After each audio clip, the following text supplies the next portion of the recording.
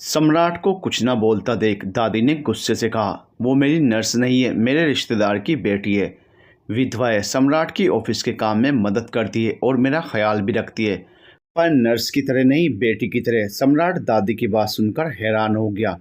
जिस अपनेपन से उन्होंने तानिया के बारे में बात की थी वो तो उसकी कल्पना से भी परे था। छोटू, आबा, दीदी और अब दादी सब तानिया के ही पक्ष में दिख रहे थे। पता नहीं क्या जादू कर दिया था उसने इन सब पर। खाना खाने के बाद मोनिका कमरे में चली गई और सम्राट नीचे बैठे हुए दादी की कही हुई बात के बारे में सोच रहा था। जैसे ही इस बारे में दादी से बात करने वो उनके कमरे की तरफ गया, वो तानिया की आवाज़ सुनकर बाहर ही ठहर गया। दादी तानिया से पूछ रही थी, तूने आज कमरे में अकेले बैठकर खाना क्यों खाया? यही ठीक है दादी, मुझे अपनी सारी ज़िंदगी अकेले काटनी है। मैं नहीं चाहती मुझे किसी के साथ की आदत पड़े। तो हमें अपना नहीं समझती? समझती हूँ दादी, लेकिन आपके अपना समझने से मेरा सच थोड़े ही ना बदल जाएगा कि मैं आपके परिवार की सदस्य नहीं हूँ।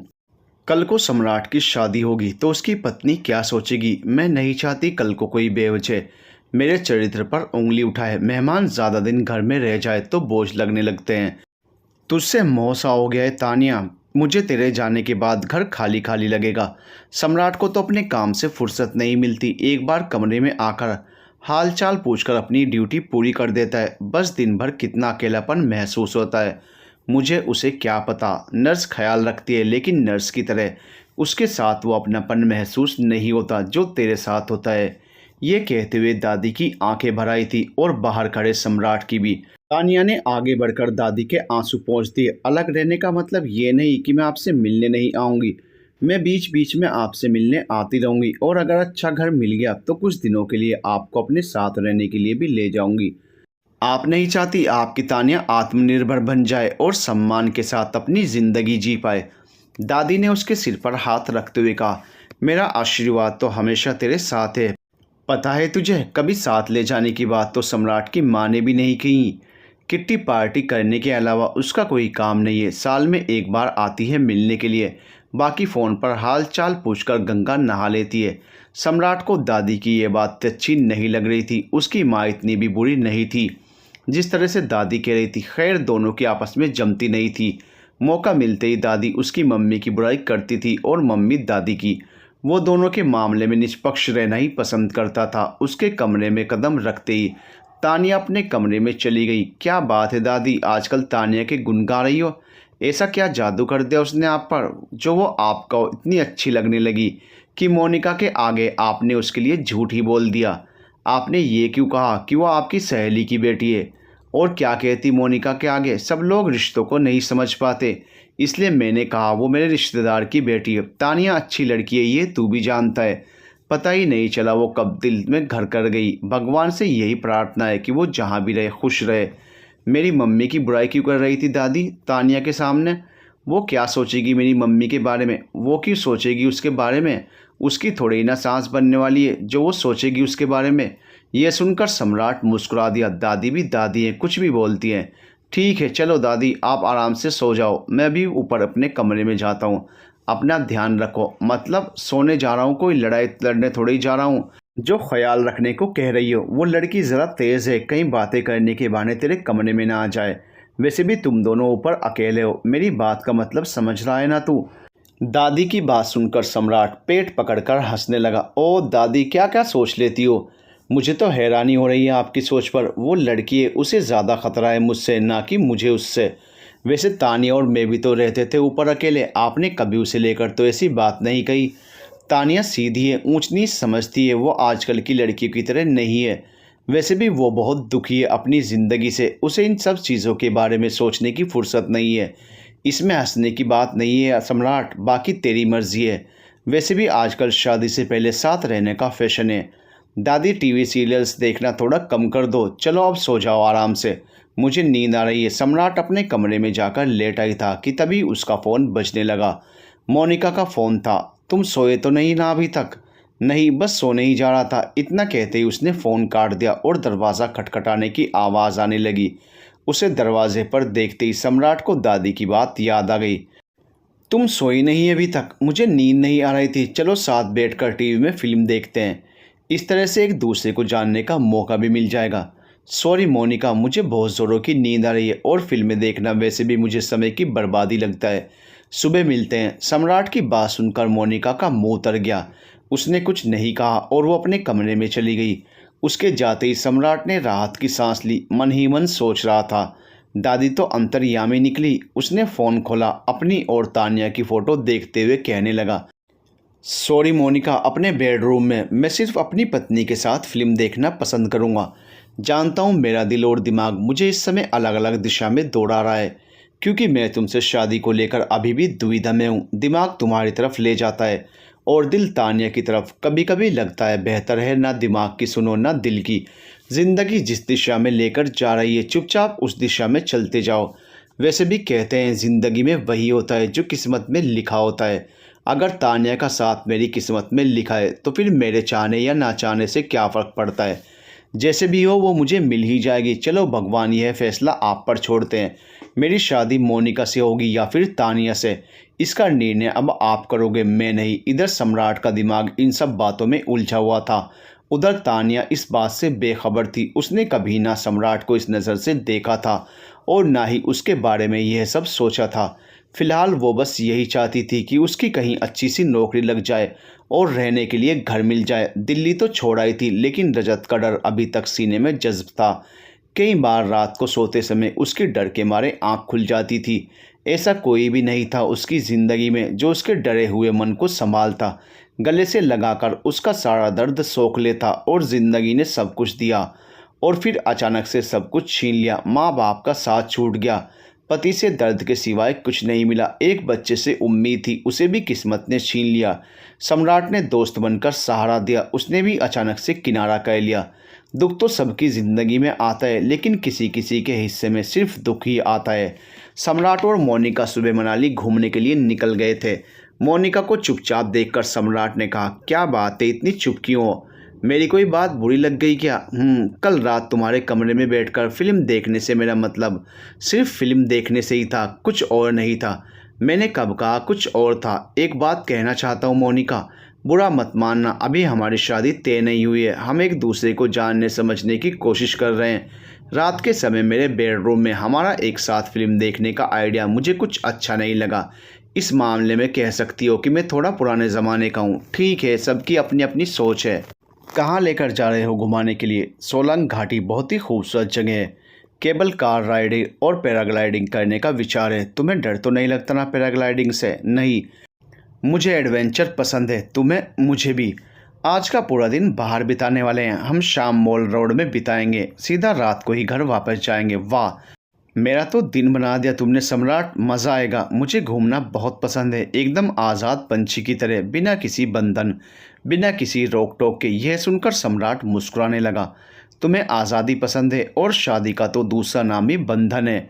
उस बंधन का भी तो अपना एक अलग मज़ा है। अगर जीवन साथी सही मिल जाए तो शादी से खूबसूरत कुछ नहीं, और अगर गलत व्यक्ति के साथ शादी में फंस गए तो इससे बड़ी सज़ा कोई और नहीं। ये तो बड़ी समझदारी की बात कह दी तुमने। वैसे तुम्हें कौन सी खूबियाँ चाहिए अपने जीवन साथी में? दिखने में हैंडसम होना चाहिए, साथ ही में अपना घर, अच्छी सी नौकरी या फिर बिजनेस होना चाहिए। मेरी परवाह करे, मुझे बहुत प्यार करे और आज़ादी से अपनी ज़िंदगी जीने दे। तुम्हें कैसी पत्नी चाहिए? पता नहीं, फ़िलहाल मेरे पास ऐसी कोई लिस्ट नहीं है जैसी तुम्हारे पास है। बातों बातों में सफ़र का पता ही नहीं चला और सोलंग घाटी आ भी गई। बर्फ़ से ढके पहाड़, ताज़ी हवा की खुशबू ने मोनिका के मन में एक अलग ही ऊर्जा भर दी थी। सम्राट, सब कितना खूबसूरत लग रहा है। ऐसा लग रहा है जैसे मैं जन्नत में हूँ। दिल्ली वालों के लिए तो मनाली किसी स्वर्ग से कम नहीं है। दोनों टिकट काउंटर की तरफ जाते हैं। पैराग्लाइडिंग में भीड़ होती है, इसलिए वो पहले केबल राइड के लिए चले जाते हैं। सोलांग घाटी की सुंदरता देखकर मोनिका खुशी से पागल हो रही थी। बादल इतने पास लग रहे थे जैसे अभी हाथ बढ़ाओ और छू लो। केबल राइड के बाद दोनों पैराग्लाइडिंग के लिए चले गए। पहले मोनिका गई और फिर सम्राट। लौटते लौटते शाम हो गई थी। माल रोड की भीड़ भाड़, मोमोज और मैगी के स्टॉल, गर्म कपड़ों से भरी दुकानें मोनिका को आकर्षित कर रही थी। इतनी थकान के बाद भी वो एकदम तरोताज़ा लग रही थी। उसने अपनी मम्मी और बहन के लिए पश्मीना की शॉलें खरीदी थी और ढेर सारा छोटा मोटा सामान। तुम्हें नहीं खरीदना कुछ सम्राट? सम्राट की नज़र बार बार एक हल्के गुलाबी रंग की शॉल पर जा रही थी।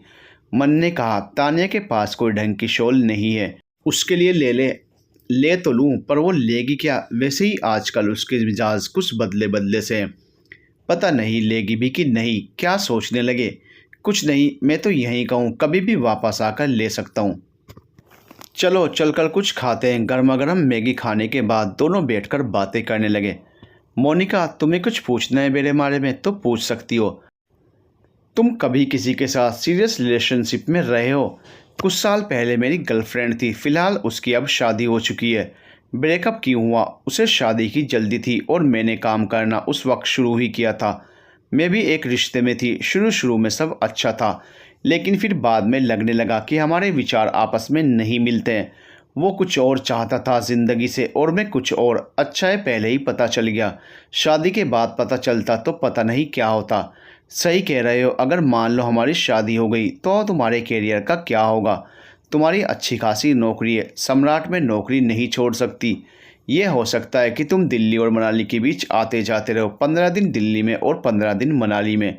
इस जवाब पर सम्राट ने कोई प्रतिक्रिया नहीं दी। तुम्हें पहाड़ ज़्यादा पसंद है या शहर?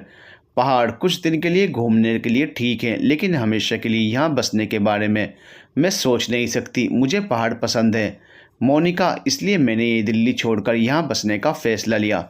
हमें ये बातें शुरुआत में ही कर लेनी चाहिए थी। मेरी मम्मी की तुम्हारी मम्मी से बात हुई थी इस बारे में और उन्होंने कहा था कि तुम मैनेज कर लोगे। अच्छा, मेरी इस बारे में कोई बात नहीं हुई मम्मी से। मुझे लगा वर्क फ्रॉम होम का विकल्प होगा तुम्हारे पास। वर्क फ्रॉम होम का विकल्प तो फ़िलहाल नहीं है मेरे पास। वैसे हमेशा लड़के ही क्यों एडजस्ट करें, लड़के भी तो कर सकते हैं। तुम्हारी बात से सहमत हूँ, लेकिन इस तरह का फ़ैसला इंसान तब ले सकता है जब उसे दूसरे व्यक्ति से बेइंतहा प्यार हो। अभी तो हमने एक दूसरे को जानना शुरू ही किया है। चलो घर चलते हैं, अंधेरा हो गया है। रास्ते भर दोनों के बीच कुछ बात नहीं हुई। दोनों समझ चुके थे कि दोनों की ज़िंदगी से उम्मीदें अलग अलग हैं। मोनिका इतनी थकी हुई थी कि घर पहुंचते ही अपने कमरे में जाकर सो गई। सम्राट दादी के कमरे में जाकर उन्हें आज के दिन की रिपोर्ट्स देने में लग गया। तानिया उसे कहीं नहीं दिखी तो उसने दादी से उसके बारे में पूछा तो पता चला कि उसका नीले रंग का दुपट्टा कहीं नहीं मिल रहा है। उसी तलाश में वो ऊपर वाले कमरे में गई है। यह सुनते ही सम्राट थकान का बहाना बनाकर फटाफट ऊपर चला गया। तानिया के कमरे की लाइट ऑन थी। वो दरवाज़ा खटखटाए बिना अंदर दाखिल हो गया और हैरानी जाहिर करते हुए बोला, आप इस वक्त ऊपर क्या कर रही हैं? मेरा नीले रंग का दुपट्टा नहीं मिल रहा है। वही ढूंढने आई थी। मुझे लगा कहीं गलती से यहाँ ना छूट गया हो। बड़े दिनों बाद याद आई आपको दुपट्टे की। तानिया ने कोई जवाब नहीं दिया और चुपचाप नीचे जाने लगी। 1 मिनट रुकिए, मुझे आपसे बात करनी है। मुझे नींद आ रही है, कल सुबह लाइब्रेरी में बात करते हैं। मैंने कहा मुझे अभी करनी है, ये कोई समय नहीं है बात करने का। तानिया ने गुस्से से सम्राट की तरफ देखा और तेज़ी से नीचे चली गई। तानिया के चेहरे पर गुस्सा देख उसे और भी गुस्सा आ गया। उसे समझ नहीं आ रहा था कि उसकी ज़िंदगी में आखिर हो क्या रहा है। उसने सोचा था वो नज़रअंदाज करेगा तानिया को, लेकिन उल्टा खुद तानिया उसे नज़रअंदाज कर रही थी और उसकी बेरुखी उसे परेशान कर रही थी। बस इस नज़रअंदाज वाले खेल ने उसके मन में छिपे जज्बातों को और भी सुलगा दिया था। सुबह का नाश्ता करने के बाद मोनिका तैयार होने ऊपर चली गई और सम्राट दादी के कमरे में तानिया दादी के बाल बना रही थी। नमस्ते दादी। नमस्ते बेटा। मोनिका कहाँ है? तैयार होने गई है ऊपर। कुछ फैसला किया कि नहीं? किस बारे में? दादी ने गुस्से से कहा। मोनिका के बारे में। और किस बारे में? ध्यान कहाँ है तेरा? जहाँ होना चाहिए। मतलब मेरा सारा ध्यान आप पर है। दादी देख रहा हूँ तानिया आपके बाल ठीक से बना भी रही है या नहीं। तू मेरे बालों की चिंता छोड़, जो पूछ रही हूँ उसका जवाब दे। दादी वो मनाली में बसना नहीं चाहती और मैं दिल्ली में। तो इस विषय पर तुम दोनों ने फ़ोन पर पहले बात क्यों नहीं की? बेकार में उसे इतनी दूर मनाली आना पड़ा। मम्मी ने उसकी मम्मी से कहा था कि मैं दिल्ली में रहकर यहाँ का सारा काम संभाल लूँगा और बीच बीच में मनाली चक्कर लगाता रहूँगा। तेरी माँ भी इस दुनिया का सबसे बड़ा। इससे पहले कि दादी अपनी बात पूरी करती, सम्राट ने उन्हें टोक दिया। ओह दादी, मम्मी की बुराई पुराण बंद करो, मैं बात कर लूँगा उनसे इस बारे में। वो बीच बीच में तानिया की तरफ देख रहा था बात करते हुए, लेकिन मजाल थी कि उसने एक बार भी उसकी तरफ देखा हो। वो दादी के बाल बनाकर कमरे से चली गई। उसके पीछे जाने की सोच ही रहा था कि तब तक मोनिका आ गई और वो उसके साथ घूमने के लिए निकल गया। आज कहाँ ले जा रहे हो सम्राट घुमाने के लिए? अभी तो फ़िलहाल तुम्हें हडिम्बा मंदिर लेकर जा रहा हूँ। ये कौन से भगवान का मंदिर है? तुम्हें नहीं पता, महाभारत नहीं देखी कभी? मैं इतनी धार्मिक नहीं हूँ। ठीक है, चिढ़ो मत। हिडिंबा भीम की पत्नी थी, उन्होंने यहाँ तप किया था। इस मंदिर की बहुत मान्यता है। दोनों ने मंदिर में दर्शन किए और वहाँ के प्रांगण में कुछ देर के लिए बैठ गए। सम्राट, पहाड़ों में कुछ तो बात है जो यहाँ आकर इतनी शांति महसूस होती है। सही कहा तुमने, जब से दिल्ली छोड़ी है तब से ज़िंदगी बेहतर हो गई है। दिल्ली में हर तीसरे दिन सर्दी जुकाम लगा जाता था, यहाँ बहुत कम तबीयत ख़राब होती है। मूड भी हमेशा अच्छा रहता है। पहाड़ों की एक सैर सारा तनाव ख़त्म कर देती है। कल कितने बजे की बस से निकलोगी तुम मोनिका? कल का जाना कैंसिल हो गया। परसों सुबह मेरे कुछ दोस्त आ रहे हैं मनाली घूमने। वो लोग न्यू मनाली में ठहरेंगे, उनके साथ घूमने की योजना है। वाह, ये तो अच्छी बात है। उनमें सिर्फ लड़कियाँ ही हैं या लड़के भी हैं? ये सुनकर मोनिका मुस्कुराने लगी। उनमें कई लड़के भी हैं। कोई खास भी है क्या उनमें? हाँ, पता नहीं, हो भी सकता है। वैसे भी हमारी शादी होना तो संभव नहीं है। हम दोनों की ज़िंदगी को लेकर सोच अलग है, इसलिए दूल्हे की तलाश अभी जारी है। शुक्रिया मोनिका, इस स्थिति को इतने सकारात्मक ढंग से लेने के लिए। सम्राट, मुझे पता है मुझे ज़िंदगी से क्या चाहिए, और तुम्हें भी। अपनी माँ की खुशी के लिए शादी करके अपना जीवन बर्बाद करने में कोई समझदारी नहीं है। तुम्हारी सोच ने मुझे प्रभावित कर दिया है मोनिका। मेरे एक सवाल का सच सच जवाब दोगे? सवाल तो पूछो पहले। तुम दादी की नर्स, क्या नाम है उसका? हाँ, याद आया, तानिया। उसे पसंद करते हो क्या? ये सुनकर सम्राट चौंक गया। ऐसा क्यों लगा तुम्हें? उसके सामने आते ही तुम्हारे चेहरे का रंग बदल गया था। तुम उसे बड़ी गौर से देख रहे थे। वो अलग बात है कि उसने एक बार भी तुम्हारी तरफ नहीं देखा। ऐसा कुछ नहीं है, तुम्हें कोई गलतफहमी हुई है। जज्बातों को संवादों की ज़रूरत नहीं होती, आंखें ही काफ़ी होती हैं दिल का हाल बयान करने के लिए। तुम तो शायर निकली, जो कहा है सच का है। जिस तरह से तुम उसे देख रहे थे उस तरह से तुमने मेरी तरफ एक बार भी नहीं देखा। लगता है तुम्हें भूख लगी है, इसलिए इतना दिमाग चला रही हो। चलो चलकर कुछ खाते हैं। मोनिका और सम्राट कुछ देर तक ओल्ड मनाली की मार्केट घूमते रहे और फिर खाना खाकर घर की ओर वापस निकल गए। घर पहुंचे तो तानिया और दादी हॉल में बैठकर शाम की चाय पी रही थी। मोनिका की वजह से सम्राट ने तानिया की तरफ देखा ही नहीं, सीधा दादी से बात करने लगा। उसे पता नहीं था उसकी नज़रों में तानिया के प्रति लगाव दिखने लगा है। तानिया उठकर जा ही रही थी कि मोनिका ने रोक लिया। थोड़ी देर बैठो ना, मुझे तुमसे कुछ कहना है। तानिया चुपचाप बैठ गई।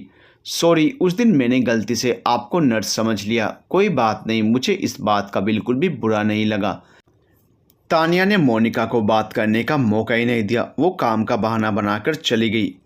मोनिका थोड़ी देर नीचे बैठने के बाद ऊपर चली गई अपने कमरे में आराम करने के लिए, और सम्राट की नज़रें तानिया को तलाश रही थी। दादी अपने कमरे में बैठकर टीवी देख रही थी। उसने तानिया का दरवाज़ा खटखटाया। 2 मिनट बात कर सकता हूँ आपसे? ठीक है, बाहर हॉल में चलकर बात करते। नहीं, वहाँ नहीं, यहीं कमरे में बैठकर बात करते हैं, तानिया ने गुस्से से कहा। जिस तरह से तुम्हें अपनी इज्जत की चिंता है उसी तरह मुझे भी है। आप बात को गलत ढंग से ले रही हैं, मेरा वो मतलब नहीं था तानिया जो आप समझ रही हैं। मैं लाइब्रेरी जा रही हूँ, तुम्हें बात करनी है तो तुम वहाँ आकर कर सकते हो। ठीक है, आप चलिए, मैं आता हूँ।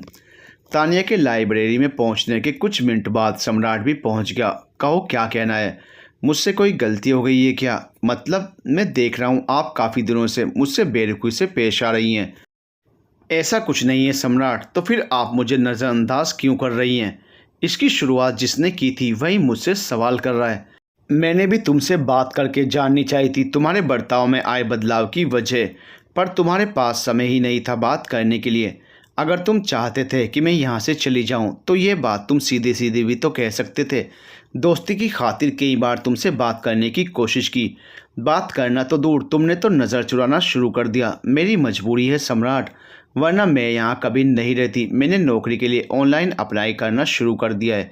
जैसे ही कोई सही जगह नौकरी मिल जाएगी मैं चली जाऊँगी। मेरे उस बर्ताव की कुछ वजह थी जो मैं आपको फ़िलहाल नहीं बता सकता। आपको कहीं जाने की ज़रूरत नहीं है। जब तक आपकी कहीं अच्छी नौकरी नहीं लग जाती तब तक आप आराम से यहाँ रह सकती हैं। मुझे नहीं पता था मेरी तानिया मैम को इतना गुस्सा आता है। सम्राट ने कान पकड़ते हुए कहा, आई एम सॉरी टीचर, आगे से ऐसी गलती कभी नहीं होगी। तानिया अभी भी चुप थी। कुछ तो कहिए, ऐसे चुपचाप क्यों खड़ी हैं? सॉरी सम्राट, मुझे तुमसे गुस्से से बात नहीं करनी चाहिए थी। पिछले 3 सालों ने मेरे अंदर बहुत कड़वाहट भर दी है। काश आपने रजत पर अपना गुस्सा निकालने की हिम्मत की होती तो ज़िंदगी आज कुछ और होती। उस रिश्ते में गुस्सा होने का अधिकार सिर्फ उसके पास था। मेरे हिस्से में तो सिर्फ सज़ा भुगतना लिखा था। सम्राट उसकी आंखों से बहते हुए आंसुओं को रोकना चाहता था, लेकिन फिर वो रुक गया क्योंकि यह सही समय नहीं था। सॉरी, बार बार रो पड़ती हूँ। अपने घर में मुझे पनाह देने के लिए तुम्हारा जितनी बार शुक्रिया अदा करूँ उतना कम है। थैंक यू सम्राट। इतना कहकर वो चली गई और वो अभी भी दुविधा में था। उसे आगे कदम बढ़ाना चाहिए कि नहीं, यह फैसला लेना इतना आसान नहीं था, क्योंकि इन रास्तों में मुश्किलों के सिवा कुछ और नहीं था। सम्राट मोनिका को उसके दोस्तों के पास न्यू मनाली छोड़ने गया। होटल पहुंचने के बाद मोनिका ने उससे अपने सभी दोस्तों से मिलवाया। उसके दोस्तों में 3 लड़कियां और 4 लड़के शामिल थे। सभी गर्मजोशी से ही मिले थे मोनिका से, लेकिन एक लड़का मोनिका से मिलने के बाद कुछ ज़्यादा ही खुश नज़र आ रहा था। सम्राट ने सबके साथ मिलकर कॉफ़ी पी। जाते वक्त मोनिका उसे कार तक छोड़ने गई। शुक्रिया सम्राट, मुझे मनाली घुमाने के लिए। तुमसे मिलकर बहुत अच्छा लगा। मुझे भी तुमसे मिलकर बहुत अच्छा लगा मोनिका। मैं चाहूँगा हमारी दोस्ती हमेशा रहे। अपनी शादी में बुलाना मत भूलना। वैसे तुमने अपनी मम्मी को शादी को लेकर हमारे फैसले के बारे में बता दिया क्या? हाँ, बता दिया है। यह सुनकर सम्राट थोड़ा हैरान हो गया। जाहिर सी बात है, तुम्हारी मम्मी को पता चल गया है तो मेरी मम्मी को भी पता चल ही गया होगा। उन्होंने मुझे फ़ोन नहीं किया अब तक। तुम्हारे घर से निकलने से पहले ही बताया था। चिंता मत करो, आ जाएगा तुम्हारी मम्मी का फ़ोन। तभी सम्राट का फ़ोन बजने लगा। मम्मी की बात की ओर लो, उनका फ़ोन आ गया। घर पहुंचकर आराम से बात करूंगा। तुमने अपनी मम्मी को तो बताया है ना कि तुम धर्मशाला जा रही हो अपने दोस्तों के साथ? हाँ हाँ, वैसे वो काफ़ी कूल हैं। मेरे सभी दोस्तों से मिली हुई हैं। वाह, ये तो बहुत बढ़िया बात है। तुम्हारे दोस्तों में से ऋषभ कुछ ज़्यादा ही खुश नज़र आ रहा था तुमसे मिलने के बाद। बड़ी तेज़ नज़र है तुम्हारी, तीर निशाने पर लगाए। वो मुझे पसंद करता है, लेकिन अभी तक उसने खुलकर कुछ नहीं कहा है, इसलिए मैं भी उसे ज़्यादा भाव नहीं देती। एक बात कहूँ सम्राट, तान्या अच्छी लड़की है, ठीक वैसी ही जैसी तुम चाहते हो। अगर तुम उससे सच्चा प्यार करते हो तो तुम्हें उसके विधवा होने से कोई फ़र्क नहीं पड़ना चाहिए। ज़िंदगी तुम्हें बितानी है उसके साथ, परिवार और समाज को नहीं। जैसा तुम सोच रही हो फ़िलहाल ऐसा कुछ नहीं है। मैं उसे पसंद ज़रूर करता हूँ, लेकिन प्यार नहीं। शादी का फ़ैसला बेहद अहम होता है और यह हमें भावनाओं में बहकर नहीं ले सकता। देखते हैं ज़िंदगी कहाँ ले जाती है। सब कुछ हमारे हाथ में नहीं होता, कुछ चीज़ें किस्मत के हाथ में भी होती हैं। चलो मैं चलता हूँ मोनिका, अपना ख्याल रखना। कुछ समस्या हो तो मुझे फ़ोन कर लेना। सम्राट अपने घर की तरफ निकल गया और मोनिका अपने दोस्तों के पास वापस चली गई।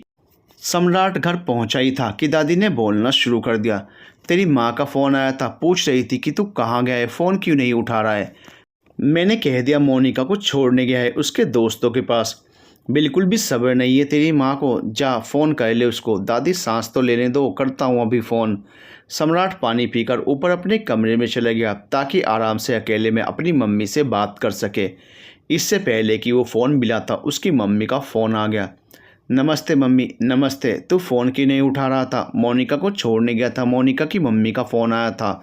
वो कह रही थी मोनिका ने शादी के लिए मना कर दिया है क्योंकि तू दिल्ली और मनाली में आना जाना नहीं कर सकता। तूने झूठ क्यों बोला उससे? हफ्ते 10 दिन के लिए तो हर 2 महीने में एक चक्कर लगता ही है तेरा दिल्ली का।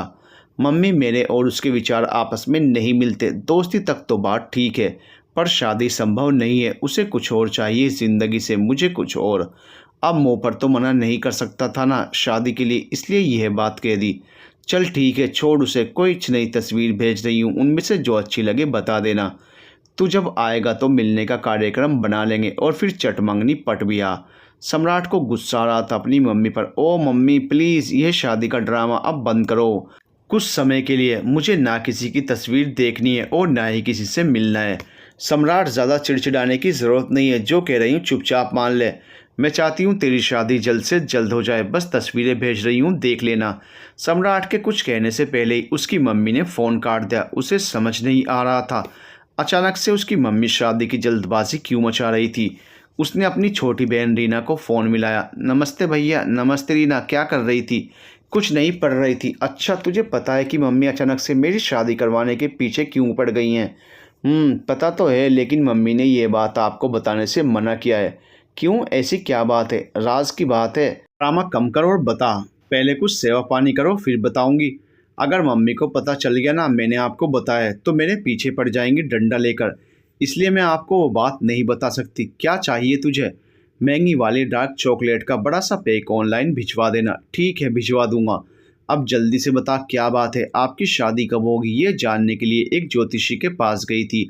उन्होंने उन्हें बताया कि आपकी शादी अपने से बड़ी उम्र की तलाकशुदा लड़की से होगी। यह बात सुनकर तो मम्मी गुस्से से पागल हो गई थी। उन्होंने ज्योतिषी को सुनाना शुरू कर दिया कि वो पैसे ऐंठने के लिए झूठ बोल रहा है। दोनों के बीच काफ़ी बहस भी हुई थी। उन्होंने मम्मी को समझाने की काफ़ी कोशिश की, पर मम्मी कुछ सुनने के लिए तैयार ही नहीं थी। मम्मी अकेली गई थी उस ज्योतिषी के पास या किसी के साथ गई थी?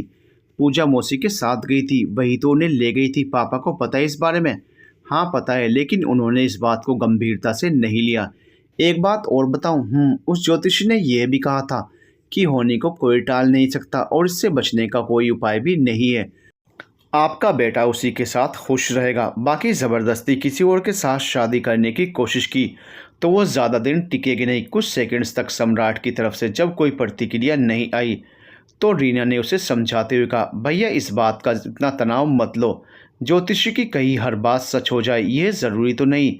वैसे भी आप खुद ही सोचो ना, आप क्यों शादी करोगे किसी तलाकशुदा बड़ी उम्र की लड़की से?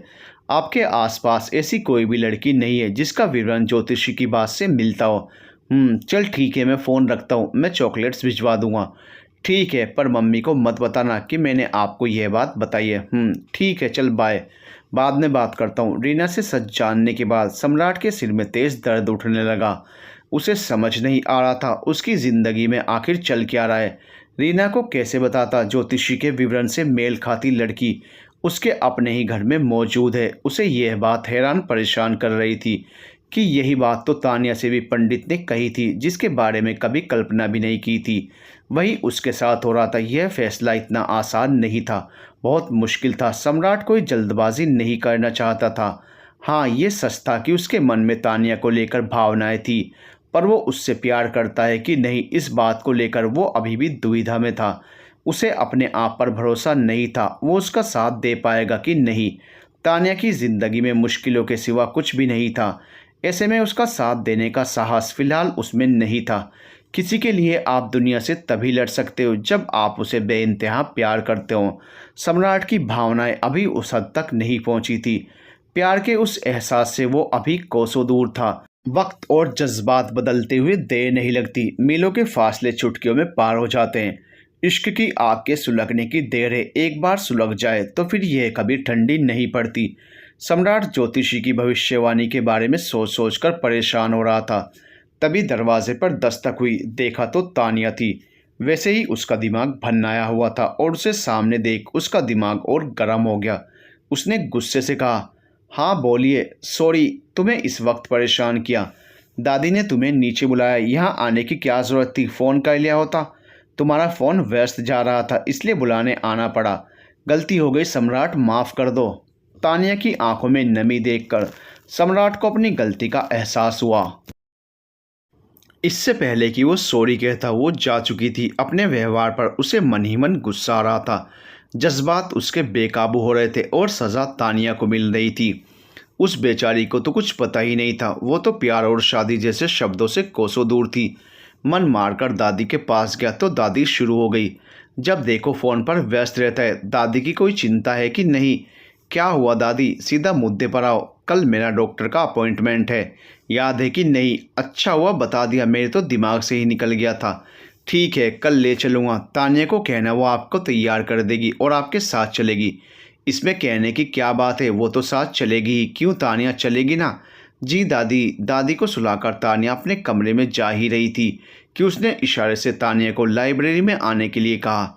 सम्राट लाइब्रेरी में उसका इंतज़ार करता रहा लेकिन वो नहीं आई। उसका फ़ोन मिलाया तो फ़ोन बंद था। गुस्से से पांव पटकते हुए वो अपने कमरे में चला गया। उसे बहुत गुस्सा आ रहा था अपने आप पर और तानिया पर। तानिया ने उसकी ज़िंदगी में आकर उथल पुथल मचा दी थी।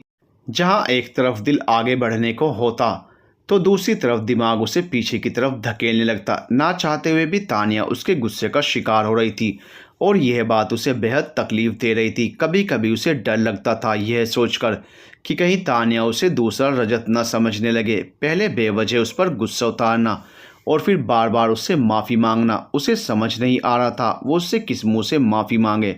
अभी 2 दिन पहले ही तो उसने अपने रूखे व्यवहार के लिए उससे माफ़ी मांगी थी। वो मन ही मन ईश्वर से प्रार्थना करने लगा। मैं एक अजीब दुविधा में फंस गया हूँ भगवान। ना मैं अपनी ज़िंदगी में किसी और के साथ आगे बढ़ पा रहा हूँ और ना ही उसके साथ आगे बढ़ने का साहस कर पा रहा हूँ। मेरी मदद करो। किस्मत तान्या की तरफ इशारा कर रही है, पर ना जाने क्यों उसकी ओर जाने का साहस नहीं कर पा रहा हूँ। मुझे डर है कहीं उसे उम्मीद देकर मैं उसकी उम्मीद ना तोड़ दूँ। सुबह सम्राट दादी और तान्या को जब हॉस्पिटल ले जा रहा था कि तभी उसने गौर किया तान्या के पैरों में ना जुराबें थी और ना ही हाथों में दस्ताने।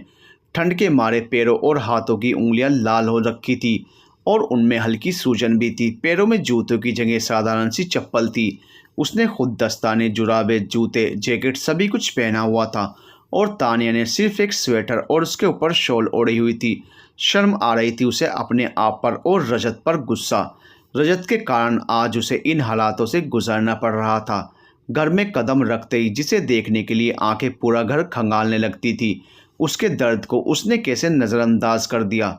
अपने बेकाबू होते जज्बातों की सज़ा अनजाने में उसने उस इंसान को दे दी जिसे पता भी नहीं उसका कसूर क्या है। क्लिनिक में भीड़ थी। सम्राट ने दादी और तान्या को खाली जगह देखकर बैठा दिया और खुद काम का बहाना बनाकर पास के बाजार में चला गया। उसने दुकान से 3 जोड़ी गर्म जुराबे और दस्ताने खरीदे और साथ ही 2 स्कार्फ भी। उसका मन तो कर रहा था उसके लिए पूरी दुकान खरीद ले, लेकिन फिर रुक गया। सामान गाड़ी में रखकर क्लिनिक में गया तो देखा दादी का नंबर आ चुका था। डॉक्टर के अनुसार दादी की तबीयत में काफ़ी सुधार था, पहले से बेहतर थी। जिस तरह से तानिया दादी का ख्याल रख रही थी उसमें और दादी में अपनापन देखकर डॉक्टर से रहा नहीं गया और वो सम्राट से पूछ ही बैठे, शादी कब की सम्राट? तुम्हारी पत्नी बहुत अच्छी तरह से ख्याल रख रही है दादी का। पहले वाली नर्स ख्याल तो रखती थी दादी का, लेकिन उसमें वो अपनापन नहीं था। बात बात में बिदकने वाली दादी खुश नज़र आ रही थी तुम्हारी पत्नी के साथ। डॉक्टर, ना वो मेरी पत्नी है और ना ही मेरी अभी शादी हुई है। वो दादी के दूर के रिश्तेदार की बेटी है, इसलिए वो उनका इतना ख्याल रख रही है। ओह सॉरी, मैंने कुछ और ही समझ लिया। खैर जो भी हो, लड़की अच्छी है। मैंने कुछ नई दवाइयाँ लिख कर दी हैं, वो केमिस्ट से ले लेना। जी डॉक्टर। सम्राट परेशान हो गया था सबसे सुनकर। तानिया अच्छी लड़की है, मन ही मन बड़बड़ा रहा था। जानता हूँ वो अच्छी लड़की है, लेकिन क्या करूँ? एक बारगी को मान भी लूँ कि मेरे दिल में उसके लिए भावनाएं हैं तो इससे क्या हासिल होगा? तानिया मुझसे कभी प्यार करेगी नहीं और गलती से कर भी लिया तो हमारी शादी संभव नहीं, क्योंकि रजत उसे तलाक नहीं देगा। मेरे चाहने ना चाहने से क्या फ़र्क पड़ेगा? भगवान, आपको भी अच्छे से पता है इस रिश्ते का कोई भविष्य नहीं है। दादी और तानिया को घर छोड़ने के बाद वो होमस्टे चला गया, वहाँ का कामकाज देखने। मोनिका के कारण इतने दिनों से वहाँ के कामकाज पर ध्यान नहीं दे पाया था। रात को जब वापस आया तो उसे ध्यान आया कि उसने तानिया को वो सामान तो दिया ही नहीं जो वो उसके लिए लाया था। दादी के कमरे में मिलने के लिए गया तो दादी सोने की तैयारी कर रही थी। खाना खा लिया दादी? हाँ, मैंने और तान्या ने साथ ही खा लिया था। अभी गई है अपने कमरे में। 2 जिम्मेदारियां हैं उस पर, एक मुझे संभालने की और एक तेरे काम की। सम्राट ने जानबूझकर कहा। दादी, उसके पास गर्म जुराबे और दस्ताने नहीं है क्या? इतनी सर्दी में नंगे पाँव थी, साधारण सी चप्पल में। हाथों और पैरों की उंगलियां ठंड के मारे सूज कर मोटी हो रखी थी। मेरे दिमाग में भी कई दिनों से यह बात चल रही थी। मैंने उससे इस बारे में पूछा तो कहने लगी कि उसे इतनी ठंड नहीं लगती और वैसे भी घर के अंदर हीटर चलता रहता है तो ठंड महसूस नहीं होती। मैं जानती हूँ वो झूठ बोल रही थी। वो अपनी सारी तनख्वाह जोड़ रही है ताकि रहने के लिए जगह किराए पर ले सके। कभी कभी सोचती हूँ भगवान इतना निर्दयी कैसे हो सकता है?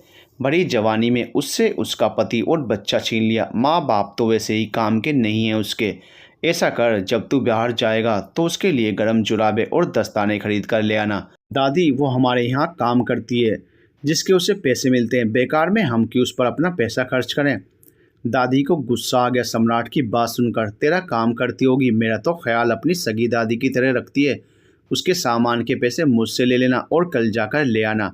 ठीक है, कल जाकर ले आऊँगा। एक बात कहूँ, आजकल कुछ ज़्यादा ही प्यार लुटा रही हो उस पर।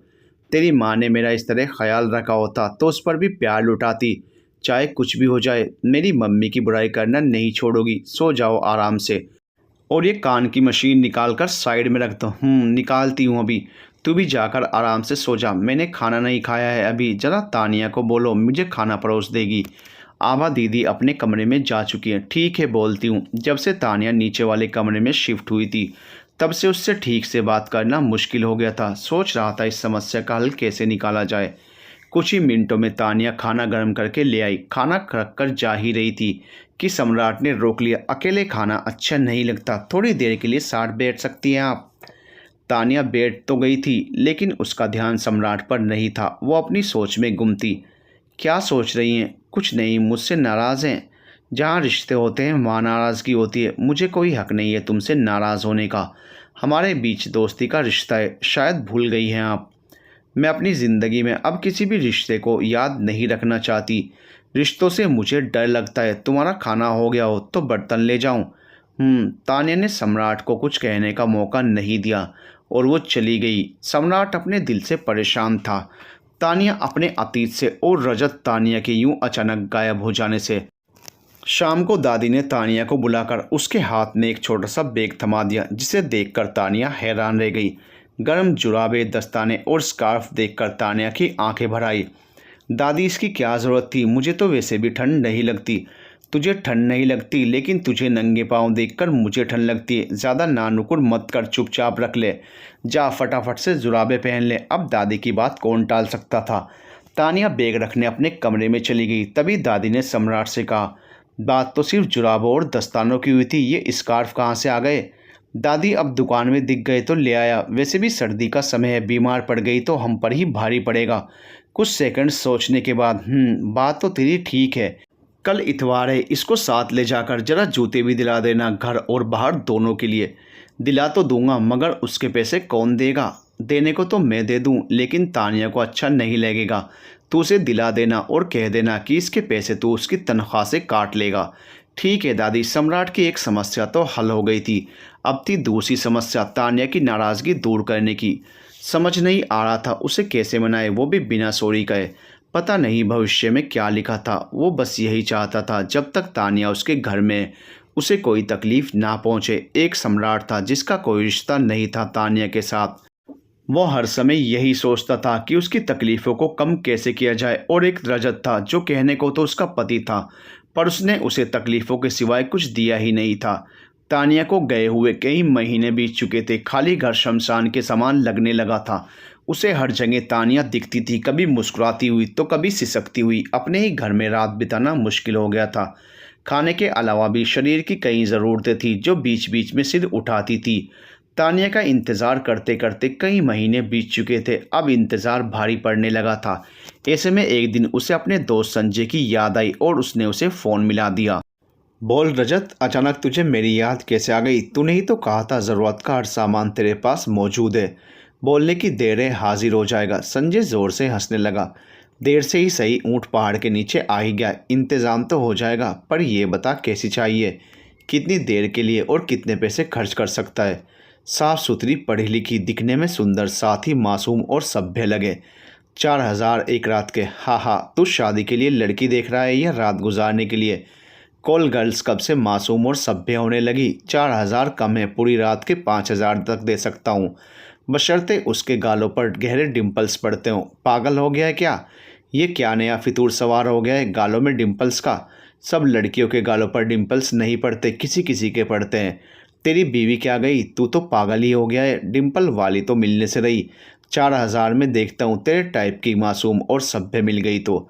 भेजना कहाँ है? जहाँ तू जाता है वहीं मेरा भी इंतज़ाम कर दे। ठीक है, थोड़ी देर में फ़ोन करता हूँ। पुलिस वालों का अपना नेटवर्क होता है, हर बदनाम गली में उनका उठना बैठना होता है।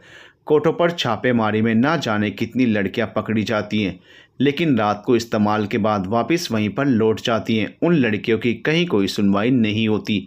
संजय जैसे घटिया पुलिस अफसरों के आगे वो मुफ्त में परोसी जाती हैं। छापेमारी के डर से कुछ ही देर बाद रजत के फ़ोन पर कुछ तस्वीरें आई। संजय की तरफ से उन तस्वीरों में उन लड़कियों की उम्र और शारीरिक संरचना का भी ब्यौरा था। उनमें से एक लड़की रजत को पसंद आई और उसने उसके लिए हाँ कह दी। रजत को यह सब पसंद तो नहीं था। फिलहाल उसके पास इसके सिवाय कोई चारा नहीं था। संजय के बताए हुए होटल में वो पहुंच गया। होटल और कमरा दोनों ठीक ठाक थे। उसके कमरे में घुसते ही थोड़ी देर में वो लड़की भी आ गई। दिखने में शरीफ और मासूम लग रही थी। रजत उस पर भूखे शेर की तरह टूट पड़ा था। जब लड़की से बर्दाश्त नहीं हुआ तो उसने उसे गुस्से से पीछे धकेलते हुए कहा, जानवर हो क्या? और इसी एक शब्द ने रजत का पारा चढ़ा दिया। उसने गुस्से में उसे कसकर थप्पड़ जड़ दिया, जिस वजह से लड़की की नाक और होंठ से खून बहने लगा। उसने रोते हुए गुस्से से अपनी बॉस को फ़ोन मिलाया और तभी दरवाजे पर दस्तक हुई। एक लड़का आया और उसे अपने साथ वापस ले गया। कुछ ही देर में संजय का फ़ोन आ गया रजत के फ़ोन पर और वो उस पर चिल्लाने लगा, दिमाग ख़राब है तेरा? तूने उस पर हाथ कैसे उठाया? बीवी नहीं है वो तेरी जो तेरे साथ सोएगी भी और चुपचाप मार भी खाएगी। वो कोई घटिया कॉल गर्ल नहीं थी, एक दांत का 10,000 लेती है। सिर्फ मेरे कहने पर वो यहाँ आई थी। अब भर पूरा 8,000 रुपया बिना कुछ किए। पैसे किस बात के दूँ, और वो भी 8,000? ये मुझे नहीं पता, ये तू सोच। वो मोना मैडम के कोठे की लड़की थी। उसे यह बिल्कुल पसंद नहीं कि कोई उसकी लड़कियों पर हाथ उठाए। चेहरे की तो खाती हैं ये लड़कियां। चेहरा खराब हो गया तो उन्हें कौन पूछेगा? मैं एक पैसा नहीं दूंगा संजय। एक बात कान खोलकर सुन ले, उसके गुंडे कमरे के बाहर खड़े हैं। बिना पैसे दिए वो तुझे निकलने नहीं देंगे। अब सोच ले तुझे क्या करना है। मोना मैडम बिना पैसे लिए छोड़ने वाली नहीं है। रजत हैरान हो गया यह सुनकर। छी, कहाँ फंसा दिया तूने मुझे संजय। तुझे हाथ नहीं उठाना चाहिए था उस पर। वैसे तूने हाथ उठाया क्यों उस पर? छोड़ इस बात को, पैसे मारता हूँ इनके मुंह पर और जल्दी से जल्दी यहाँ से निकलता हूँ। रजत ने 8,000 रुपये दिए और गुस्से से वहाँ से निकल गया। उसने मन ही मन बहुत गुस्सा आ रहा था। उसकी रात भी बर्बाद हो गई थी और हाथ से पैसे भी चले गए। खैर, अपनी इस बर्बाद रात का जिम्मेदार भी उसने तानिया को ही ठहराया। उसने सोच रखा था कि जिस दिन तानिया उसे मिल गई, उसके दिन और रात वो ऐसे बिगाड़ेगा कि घर से भागने से पहले वो 10 बार सोचेगी। इधर रजत यह सोच रहा था और उधर संजय रजत के व्यवहार के बारे में सोच रहा था। मोना मैडम से जो उसे रजत के व्यवहार के बारे में पता चला था, उस पर यकीन करना मुश्किल हो रहा था। रजत की एक अलग ही छवि थी उसकी नज़रों में, जो अब उसे धूमिल पड़ती हुई नजर आ रही थी। वो खुद कोई दूध का दूल्हा नहीं था, लेकिन उसने कभी किसी पर हाथ नहीं उठाया था, फिर वो चाहे उसकी पत्नी हो या फिर कोई कॉल गर्ल, और ना ही कभी किसी के साथ तकलीफदेह संबंध बनाने की कोशिश की थी। अब उसे लगने लगा था तानिया डिप्रेशन के कारण घर छोड़कर नहीं गई है, वो रजत के खराब व्यवहार की वजह से उसको छोड़कर गई है।